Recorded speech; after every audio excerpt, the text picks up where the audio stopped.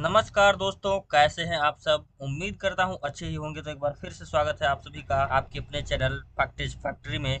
तो आज हम दोस्तों बात करने वाले हैं बेसिकली वर्ण व्यवस्था पर। वर्ण व्यवस्था इसलिए बनाई गई थी कि जो हमारा समाज है उसके अंतर्गत जो कार्य होते हैं, चाहे पूजा पाठ हो, चाहे विवाह संस्कार हो, या सुरक्षा हो, या समाज को संचालित करने के लिए अन्य व्यवस्थाएं हों, या समाज की सेवा के लिए जो व्यवस्थाएं होती है, उनके लिए बस इन चार वर्गों को बनाया गया था।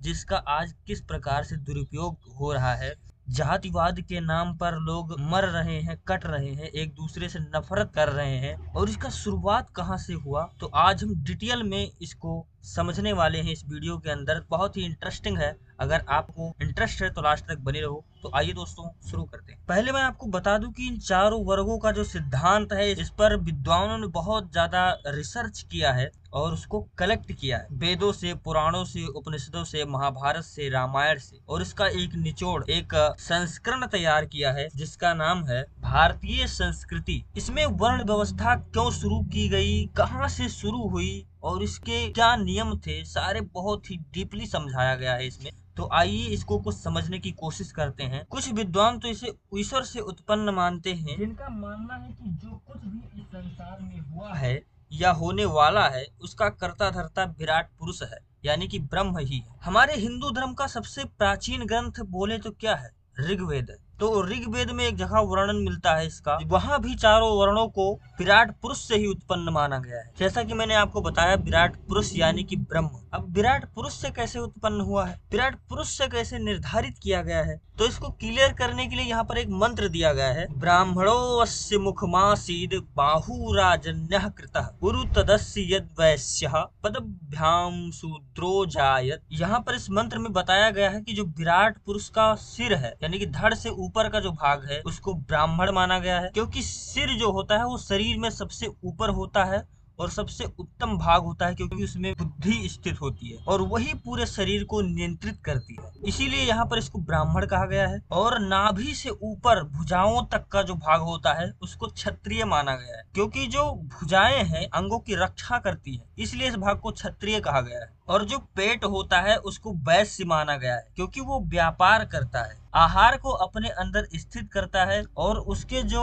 गुण अवगुण है उसको सबको अलग अलग करता है, और जो शरीर को चाहिए होता है वो शरीर को देता है, और जो अपशिष्ट पदार्थ होते हैं उसको बाहर निकाल देता है। ये काम जो होता है ये पेट करता है, तो इसीलिए पेट को वैश्य माना गया है यहाँ पर। और चौथा आता है शूद्र। जो पैर होता है इसको शूद्र यहाँ पर कहा गया है, क्योंकि जो पैर होता है वो ब्राह्मण और क्षत्रिय और वैश्य का तीनों का सेवा करता है। शूद्र पैर को इसलिए कहा गया है क्योंकि जो धड़ है हमारा, जो हमारी भुजाएं हैं, हमारा जो पेट है, उसको एक जगह से दूसरी जगह पर लेके जाने का काम जो करता है हमारा पैर ही करता है, इसलिए यहाँ पर पैर को शूद्र कहा गया है। अर्थात यहाँ पर साफ साफ स्पष्ट होता है कि जो वर्णों का निर्धारण किया गया था वो व्यक्ति के कर्मों के आधार पर किया गया था। जो जिस योग्य होता था उसको उस वर्ण में डाल दिया जाता था। जिसका काम वेद अध्ययन होता था वो ब्राह्मण होता था, और जिसका काम रक्षा का होता था वो क्षत्रिय होता था, जिसका काम व्यापार का होता था वो वैश्य होता था, जिसका काम सबकी सेवा करना होता था वो शूद्र होता था। यही शतपथ ब्राह्मण में भी बताया गया है, यही महाभारत में भी बताया गया है, और यही गीता में भगवान श्री कृष्ण ने अर्जुन को भी बताया है। गीता में क्या बताया गया है? चातुर्वर्ण्यम मया सृष्टम गुण कर्म विभागशः तस्य कर्तारमपि माम विद्धय कर्तारमव्ययम्। जो यहाँ पर श्री कृष्ण भगवान कह रहे हैं कि जो चारों वर्णों का गुण और कर्म के अनुसार इनका विभाग किया गया है, तो यहाँ पर इन कोटेशंस के आधार पर हम कह सकते हैं कि जो वर्णों का जो विभाजन किया गया था वो गुण और कर्म के आधार पर किया गया था। अब समाज में इनकी पहचान कैसे हो, तो इसका भी वर्णन और उपाय ऋग्वेद में बताया गया है कि जो ब्राह्मण होते थे वह श्वेत वस्त्र धारण करते थे, जो क्षत्रिय होते थे वो लाल वस्त्र धारण करते थे, और जो वैश्य होते थे वो पीला वस्त्र धारण करते थे, और जो शूद्र होते थे वो काला वस्त्र धारण करते थे। इस रंगों से चारों वर्णों की पहचान होती थी, या कह सकते हैं कि पहचान करने में आसानी होती थी कि कौन ब्राह्मण, कौन क्षत्रिय, कौन वैश्य, कौन शूद्र है। ऋग्वेद में एक उदाहरण मिलता है जिसमें एक ब्राह्मण का कथन है कि मैं मंत्र निर्माता हूँ, मेरे पिता